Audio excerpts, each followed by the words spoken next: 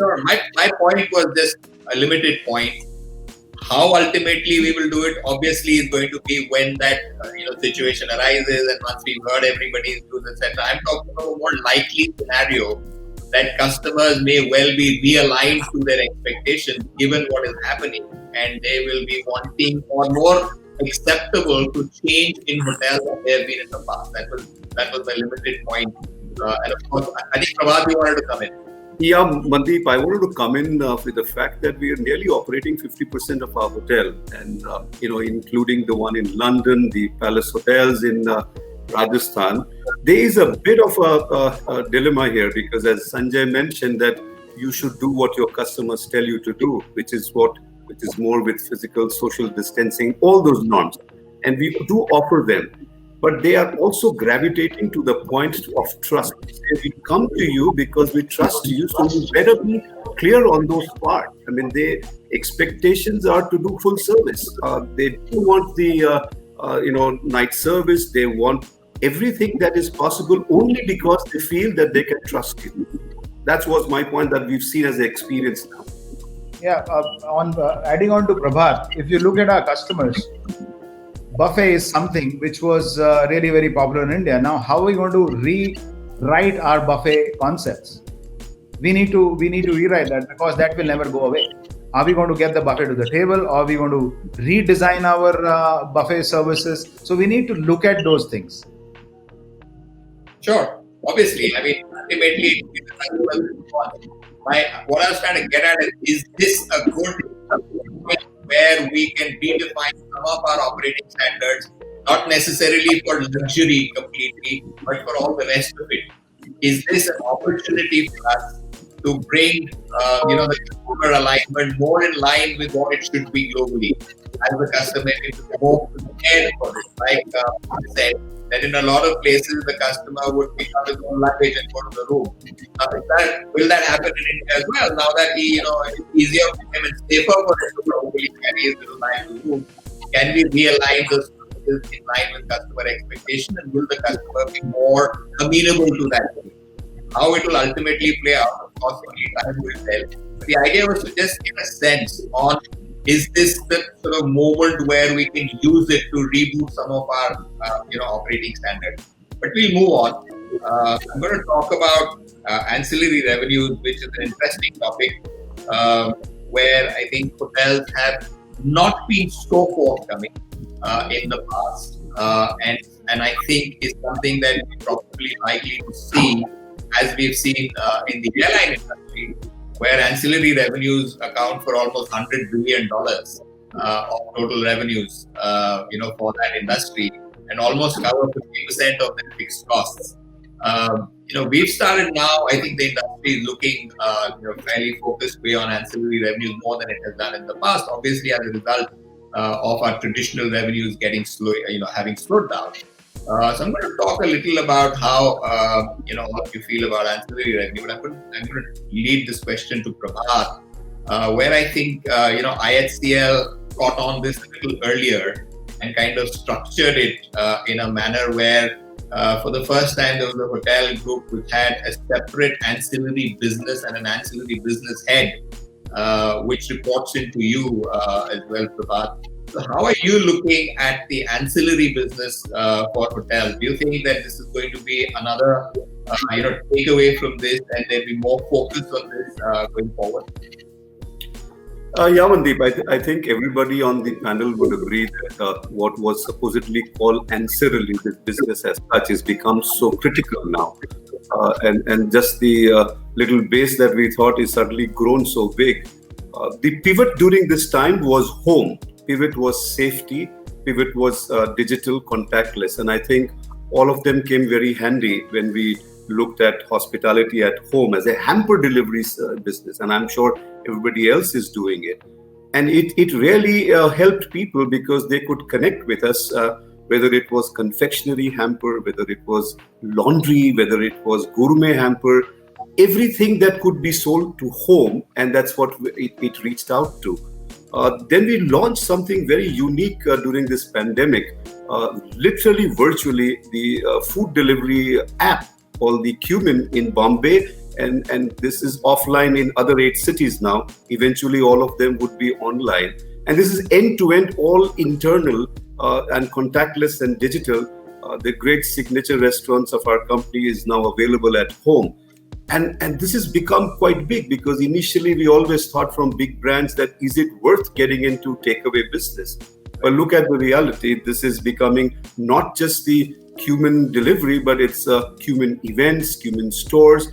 It's further getting into much more larger business. I'll also take a little point of view here in terms of what we launched a year and a half back, the homestay business of ours. It came up as a one Tata concept of looking at the bungalows of Tata Coffee in Coorg. And lo and behold, we have now 15 operating, and just not within the Tata fraternity, but we have 3 in Goa. We just recently opened in Mud Island in Mumbai.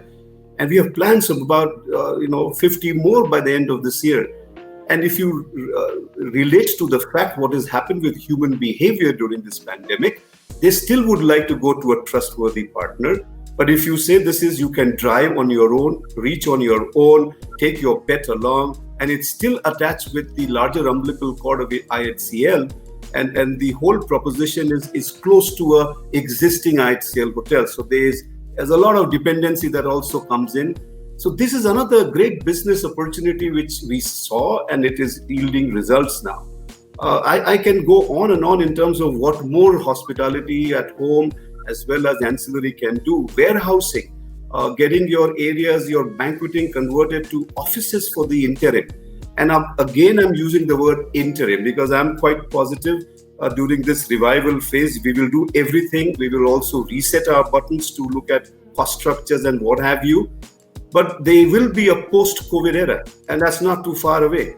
So whatever we should do, we should keep in mind that it is not complete gloom and doom. Things will bounce back, and we should do what is good. It has taught us, as Neeraj was saying, that during these kind of miseries, you will find opportunities, and we'll all look into finding newer avenues for businesses, and also ensuring our cost lines, as spend optimization that we call it, has to be prudent. Right. I think there is a great amount of possibility on ancillary revenues, and I think this is a great opportunity for the industry to start looking at it. But Anil, I'm going to come to you and ask you a question on, do you think that the ancillary business as we are now looking at it will go beyond food delivery? There are many, many avenues which can be explored. What's your sense? Do you also think that it'll reach a level where, like other heads of departments that you have for hotels, you probably would have a head of department for ancillary revenues? Do you think that's going to happen? I'm in total agreement with Prabhat. And my take on this is that ancillary may not remain just ancillary.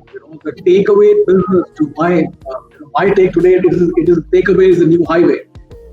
Until about 1 year back, if you looked at the takeaway scenario for most of the 5-star hotels, we were all shying away from food delivery.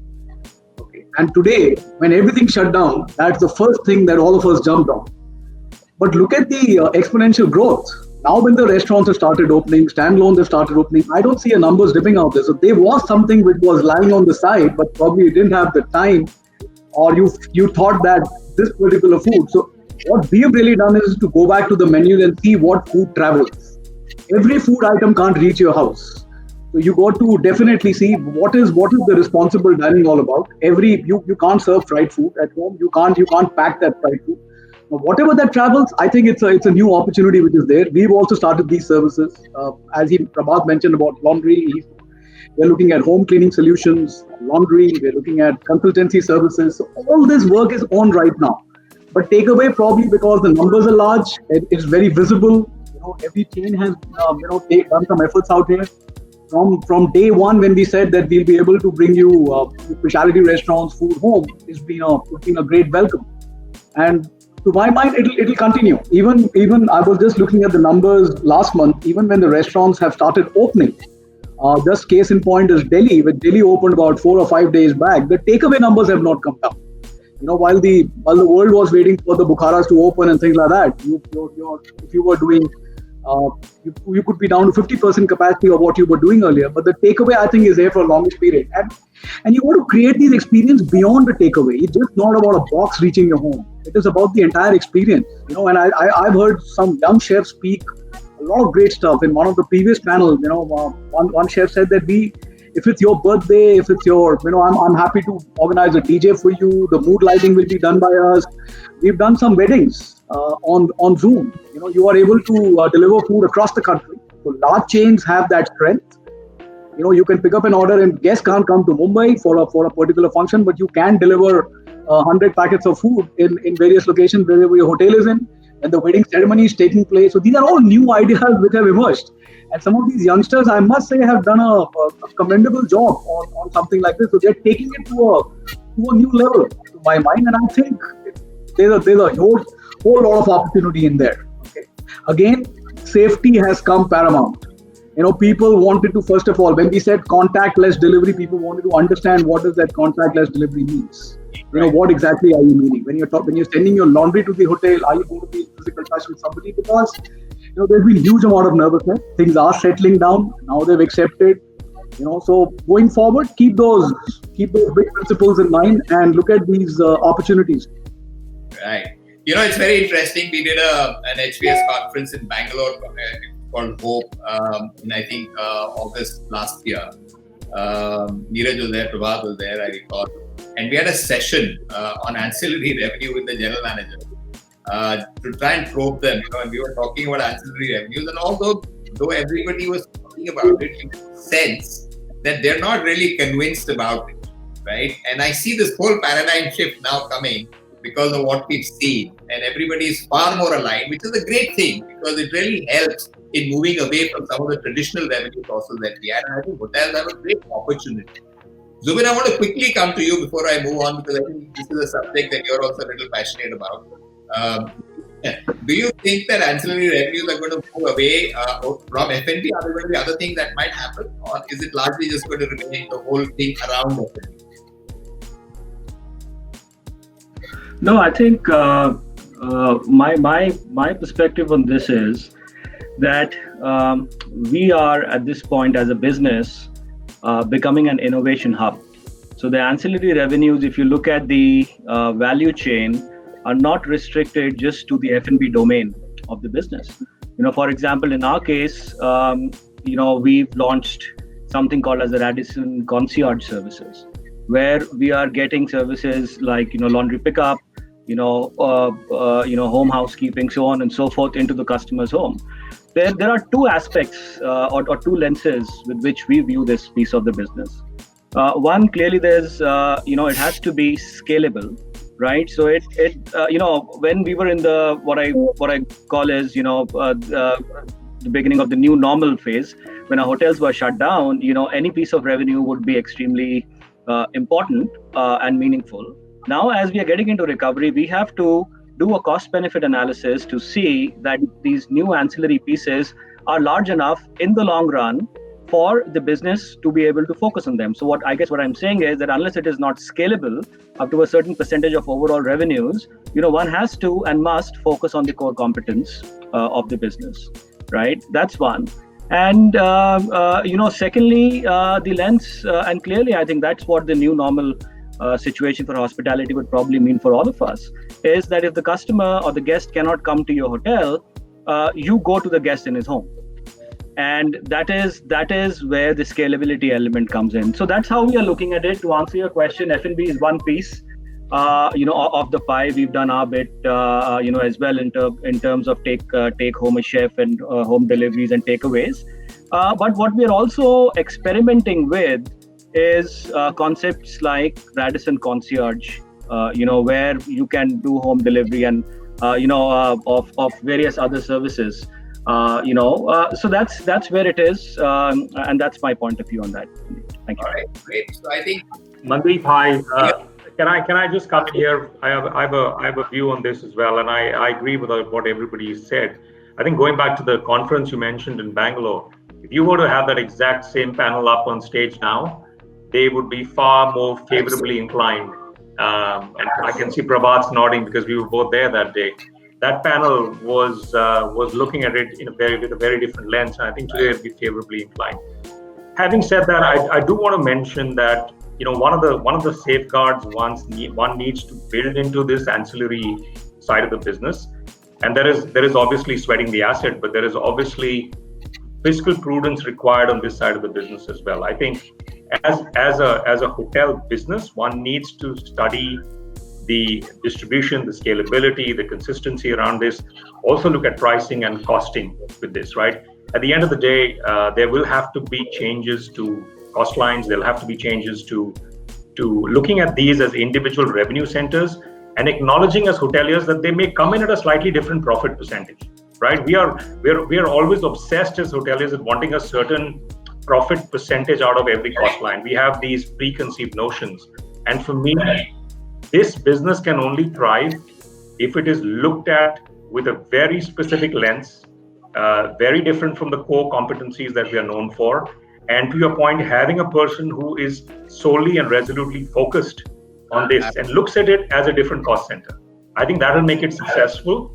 But you're right, I think today we're much more favorably inclined towards considering this than we would have been prior to COVID. Let's move on. Let's talk about technology a little. Which many times is the elephant in the room when it comes to hotels. We've been generally a lot slower in adapting technology than other businesses. And strange as it sounds, even today in a majority of the hotels, you still can't watch Netflix or Amazon in your room, which you're most used to watching in your own home. So we've been a little, and while the world has moved to AI and machine learning and the rest of it, we've been a little slow on the adoption of technology.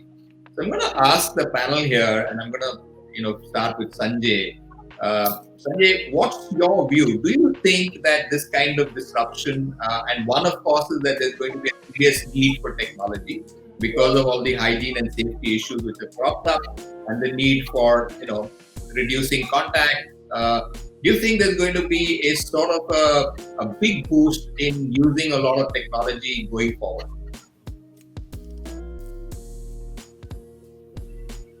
Hi, Mandeep. Sorry. So, Mandeep, you're right. I think the present situation has further accelerated actually technology adoption for hotels.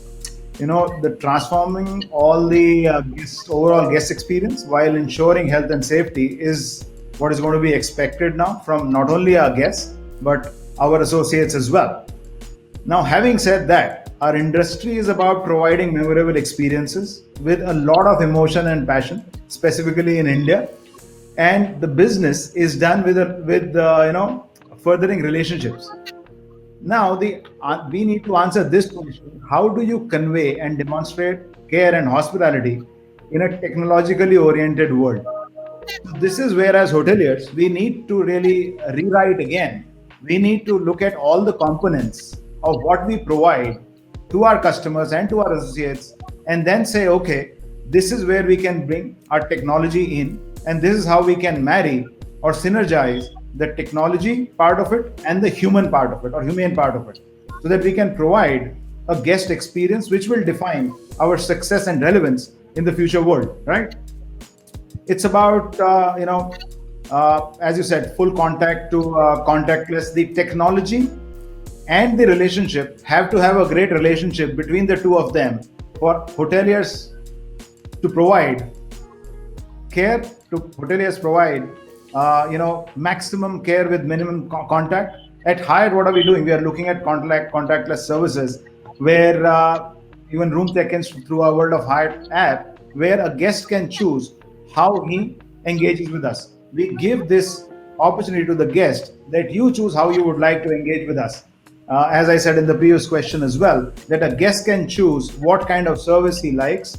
Does he like his food to be delivered, knock and go, or would he like a full room service where our associate can come into the room?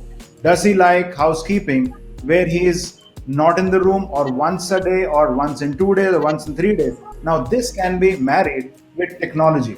So he can choose through technology what he wants, or what a guest wants, or what she wants.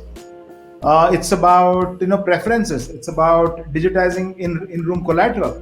It is about even wellness. When you think of wellness, Hyatt tied up exclusively with Headspace, so that people who are now all our customers are looking towards wellness. So how does Hyatt or how does hospitality provide through technology their well-being? So we tied up with Headspace exclusively, where a guest can enjoy so many features for their own well-being, even meeting and events. So if you look at all these things, I think we need to look at all the components and say, okay, this is where technology needs to come in, and this is where we need to marry technology and hospitality so that they can go hand in hand together, so that our care can be demonstrated through technology. You cannot take that out. Care has to be demonstrated, otherwise it will be very robotic. And specifically in India, I think that won't do. We need to be very, very thoughtful of how the purpose and care is conveyed through technology, as a guest would welcome it, as a guest would expect it. So I think technology is very important, but again, how do we intersperse? How do we marry technology with authentic hospitality? Is the answer, is going to be the differentiator, how relevant we stay in the future. Right. Great. Puneet, I'm I gonna think, I'm gonna- sorry, Mandeep. I think Sunjay is right. I mean, in the end, as in hospitality, we've never been the early adopters, right? When it came to technology. And again, one of the reason is, I think, predominantly our guests. I mean, if you look at it, we've had, keyless check-in available. The technology was available already 4 or 5 years ago across many brands around the world. But how many guests were really using it? You could review your bill, on your TV in your room and do express checkout, but how many guests still prefer to, check out physically and get that printed copy of bill rather than waiting for the bill on their email or their SMS? Plus, I think you can't take out that emotional connect with the guests. I mean, you can scan the QR code of a wine list or a cocktail list, but you still want a sommelier talking to you about the history of the wine, or mixologist talking to you about that cocktail, or a chef really explaining the food you're going to have. So I think it will be a marriage, but in the end, you can't just impose it to the guest. It's a choice the guest will have to make. If they want completely contactless, yes, the technology allows it. But on the other hand, there are a lot of guests, and I think Prabhat touched on it briefly, in some of the luxury resorts, they just want the full service, they want the full Monty, and they expect as hoteliers or as brands to make sure that we are taking care of the safety and the hygiene protocols that are required to deliver that service. But here's my point that is it only going to be the demand of the customer, which may be misconstrued to a certain degree, and we tend to always look at the luxury side of things. When you talk about sommelier or you talk about that kind of service, it's only the luxury side. But let's say in a Formula One or in an Ibis, why? I would think, is this the time that it's the death of the front desk? Why would we not be looking at digital check-in, check-outs? Why do we need 3 people or 4 people behind a counter only to give away a key? Aren't we adding to cost? Isn't it about minimizing? Isn't it about efficiency? And isn't this the turning point where a customer is fairly, prepared for that kind of, intervention from hotels? But I think sometimes our sort of upscale luxury mindset is coming in the way. From what I read globally, there seems to be a big shift in the mindset of the hotel sector, where they're looking at making these changes, or at least talking about these changes. So let me ask you, in Accor, in your economy and mid-scale brands, would it still remain the same, or would technology start taking over and doing things a little different? No, I think, Mandeep, it's a valid comment. I mean, but as I said earlier, the guest in India has been kind of pampered and spoiled, right? Because it comes from a history of be predominantly, luxury-oriented properties, and as economy and mid-scale brands take over the landscape over the country. So yes, our guests are evolving as well, and they're traveling abroad and understand the service levels that are available in the rest of the world. So yes, definitely it's a great opportunity for us to try, and we are definitely trying it. in our Ibises and Novotels. But what I'm saying is we had the technology even before, right? It's not that the contactless check-in was not available before, or express checkout was not available before. Yes, this is a great opportunity to try to change guest behaviors, but I think it's again not a unilateral decision, right? In the end, we are here to serve our guests, so it's not a unilateral decision we as hoteliers or brands can make. In the end, the guest has to accept those changes as well, and we have to be connected to our guests, and we cannot work in a vacuum what is right for our costs or for our brand. So I think it's very important that we listen to our guests, interact with them, and really engage with them, and design the service for the future. But in any case, your guests be wanting lesser contact, more safety, more hygiene standards where technology will be required. Wouldn't it be a good thing to use a QR code to operate your door locks or your elevator, or bring technology in to reduce the touch point, where and not very expensive technology? Wouldn't it be better, or wouldn't it be useful to have an Alexa or a voice-activated room which allows you to do things inside the room without too much touch? Are these likely to happen, or are we saying we're all going to wait for the customer to tell us what he wants?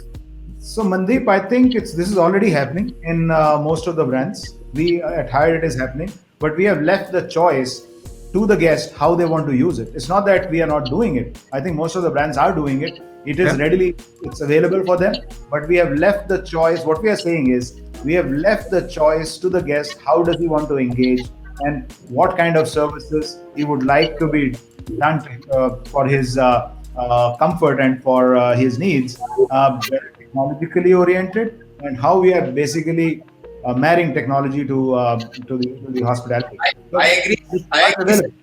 Let's also bring in Anurag, because I haven't heard Anurag. I'm saving Anurag for the last. There's a huge session with Anurag, so I'm saving it for the last.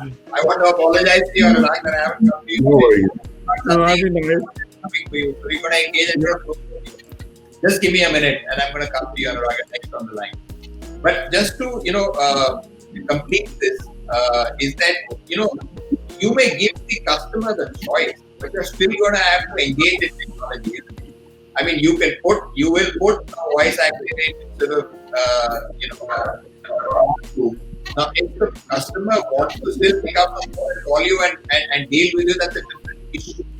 But technology today is probably likely, in my opinion, to start doing things which we have not done earlier, or hasten, not necessarily not done earlier, but hasten that process, is what I was trying to get at. Yeah, you're right. That's what is being done. All right. I just have one point on this. I think the customer expectations have changed today, and they go back to what it was. From a highly personalized service that you always wanted, they are fine with the protocol that you're following today. Which customer is going to allow you tomorrow, when things come back to normal, and say, don't bring my room service trolley in, or don't prepare my tea, or don't give me turn down service? I'm talking specifically for the luxury hotels. Today they are comfortable, they're fine with it. But tomorrow, when things come back to normal, you will have to, it's a moving picture. Yeah, so today they are very happy.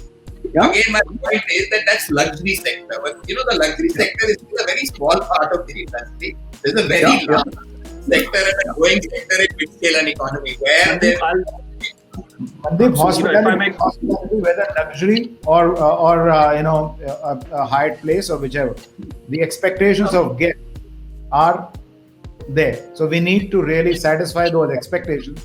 When a guest comes through the doors, it is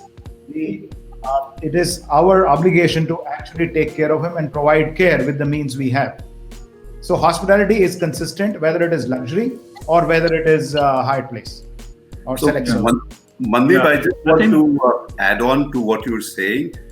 Yes, they would be the options given to the guest, but at the Indian Hotel Company, with 30 of our hotels, we've launched something called iGest, which is completely digital and contactless. So as a parallel system, we are also putting in even into luxury hotels, into Vivantas and other brands as well.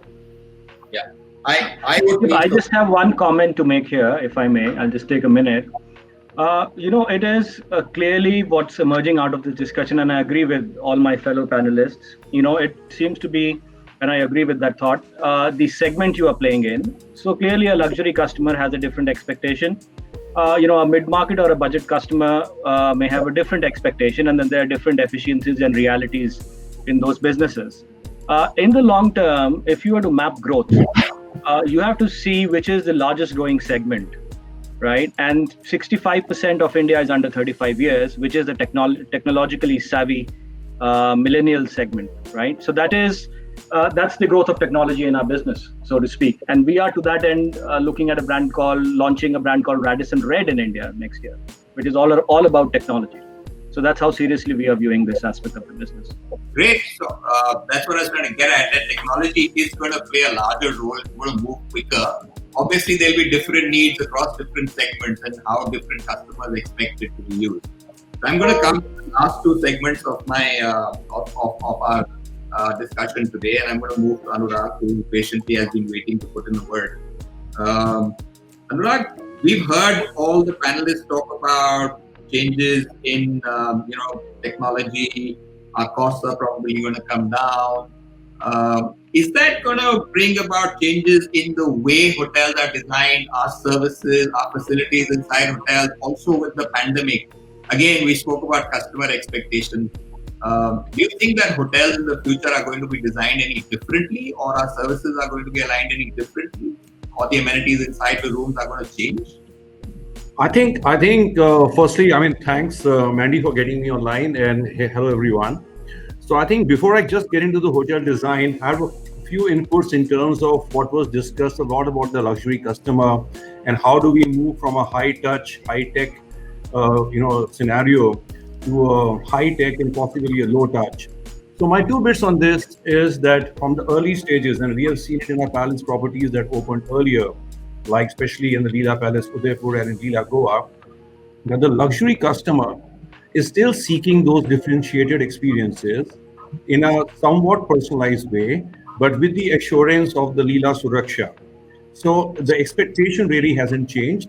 And of course, the technology is there for them to utilize and for associates to deliver. But in terms of the expectations, whether it's burn down amenities or the servicing of the room or usage of the slippers and etc., not really much has changed in reality. Early stages yet, but we did not see that anxiety of distancing and to some extent. So that was on my two bits in terms of the luxury customer and how they have adapted to this change, or if not adapted to this change. Now, coming back to the design that you spoke about, I think we need to begin with the end in mind. And we also need to have very perspective in terms of long-term value creation.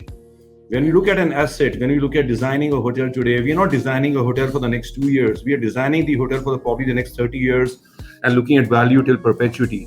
So yes, there are some changes that are happening, which are some transformations which are permanent. I think Neeraj, Sunjae, all of us spoke about reimagining the way our service is going to be, looking at the entire programming of a service, that how do we service and how do we offer our service, but in a much more efficient way.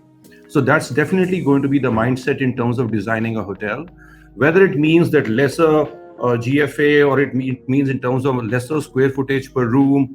Yes, there are certain elements of any room or any hotel which we realize are not utilized even today. There are certain components of room, as we spoke about earlier in some conference, like the writing table in a room, the minibar in a room, the closet space in a business hotel. All of this has been incorporated in our design elements. But we are also looking at repurposing our public spaces. We are also looking at what kind of efficiencies can we bring into our restaurants? What can we do with our ballrooms? How malleable are our public spaces and how can we repurpose them? How can we create different opportunities? So maybe at the design stage, yes, but we also need to be very sure what business are we in, what markets are we looking at, what is the demographic of the market, who is the customer, what's the length of stay, what is the nature of the segments that we're going to be playing in. Because design to me is a long lead item, and it's something that when you design a resort or a mid-scale or a luxury hotel in a key city, you need to be mindful of what is going to be delivering in terms of value to all stakeholders and who are going to be the customers. So that's, yes, there would be some design changes. And I think a lot has been spoken about technology. So that from the very first stage itself, there will be much more user-friendly and interface technology, whether it's technology in the rooms, because again, I think this question was posed earlier in this forum, that what are we doing about manpower? And if I may pay something like, we also spoke about percentages today, and percentages are no longer relevant in our business. We are not talking about absolutes. It's no longer a percentage of occupancy that we talk about. It's how many rooms were occupied per day. It's about servicing our debt. It's about the fixed cost reduction. So designing the hotel, keeping in mind, what is the size of the asset?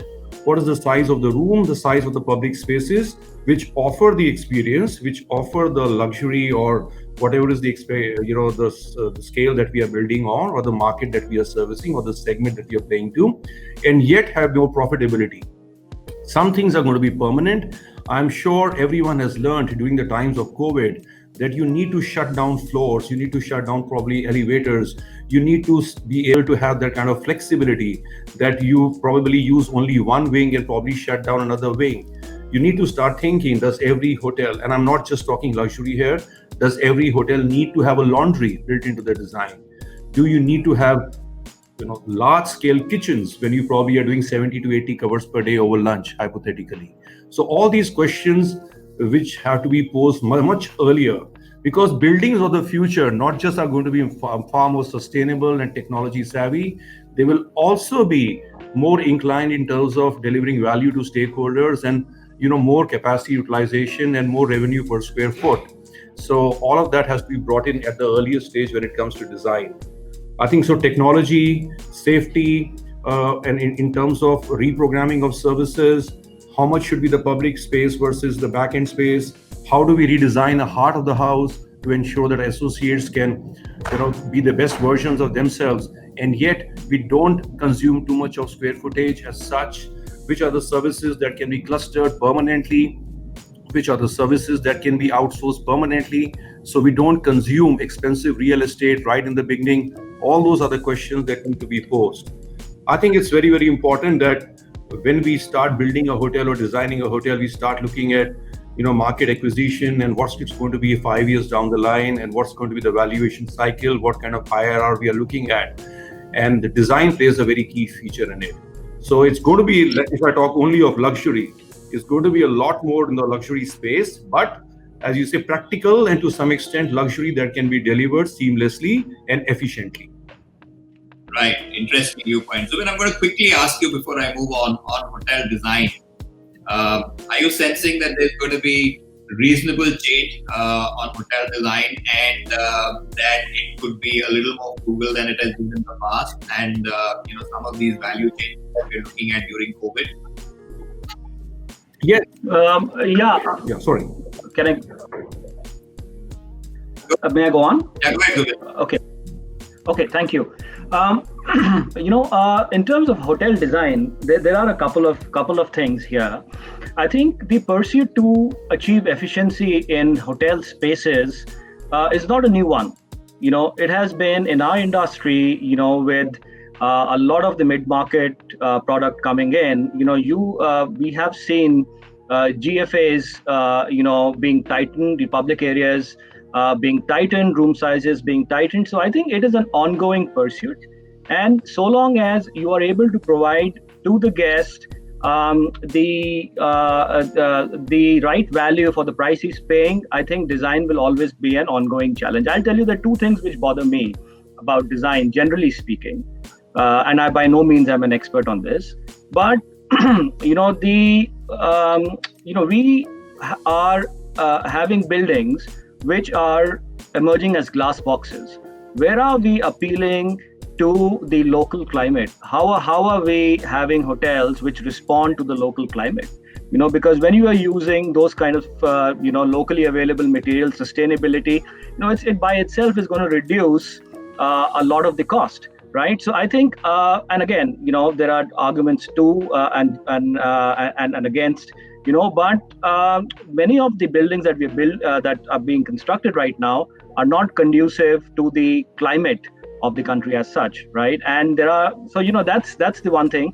And the other piece about the design bit is that with the advent of technology, I do genuinely believe that there is going to be, perhaps more in the back of the house, there's going to be savings in terms of construction cost of the hotel, because a lot of these elements going forward will be technologically controlled.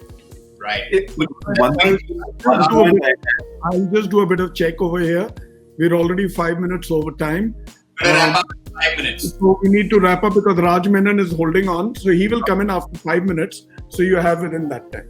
Puneet, just very quickly, do you think that in the mid-scale and the economy, there's going to be a reduction in capital costs, at least if not across the board? Because we're going to be, our mid-scale tend to be an economy or lower design. Sure, definitely, Mandeep.